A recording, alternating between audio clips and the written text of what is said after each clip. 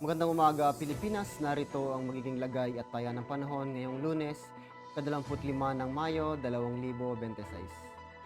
Sa kasalukuyan, ang minomonitor nating low pressure dito nga sa labas ng ating Philippine Area of Responsibility.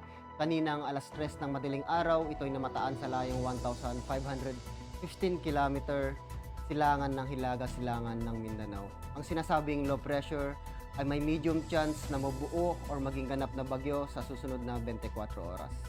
Samantala, ang trough nito ang siyang nakakapekto dito sa malaking bahagi ng Mindanao at ng Palawan. Samantala, easterlies pa rin or mainit na hangin na bumula dagat Pasipiko naman ang nakakaapekto dito sa may Southern Luzon, particular na dito sa Bicol Region at Quezon. Samantala, ang Metro Manila at nalalabing bahagi ng Luzon, aasahan natin ang mga localized thunderstorm. Dulot nga nitong LPA, aasahan natin ang maulap na kalangitan na may kalat-kalat na pag-ulan, pagkulog at pagkidlat, particular na dito sa may Palawan.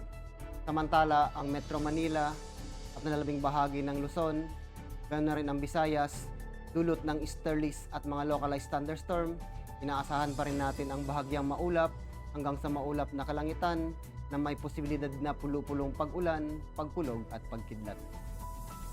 Para naman dito sa Mindanao, inaasahan pa rin natin ang maulap na kalangitan na may kalat-kalat na pag-ulan, pagkulog at pagkidlat dulot nga ng trough ng LPA.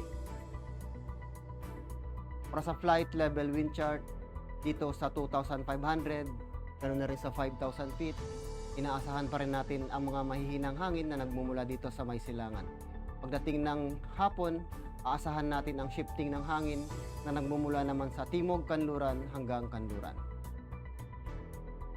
Para sa flight level na 10,000 feet at 18,000 feet, dulot ng mga easterlies, inaasahan pa rin natin ang malakas na hangin na nagmumula dito sa may silangan.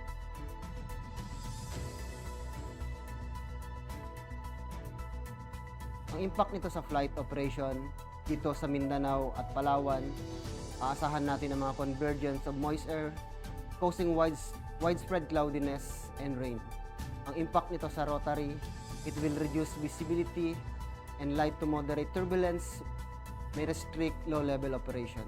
Pagdating naman dito sa fixed wing, inaasahan natin ang mga IFR conditions during approach and descent. Turbulence and rain may cause delays. Para sa Bicol Region at Quezon, dulot nga ng easterlies, inaasahan natin ang warm and humid air from Pacific enhancing convective activity.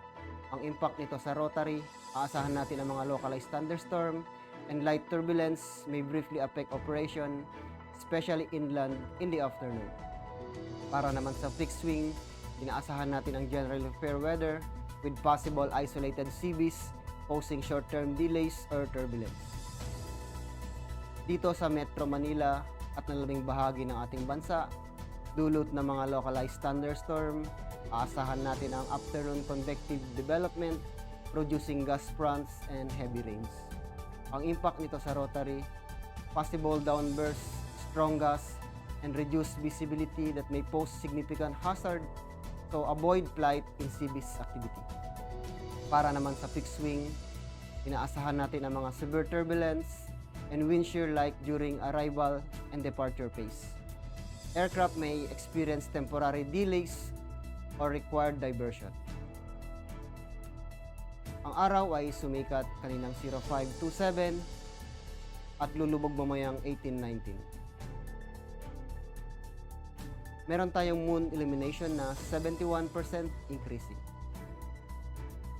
Para manatiling updated sa lagay at taya ng panahon, ugaliin i-follow ang aming social media account ng Air Force Weather Center.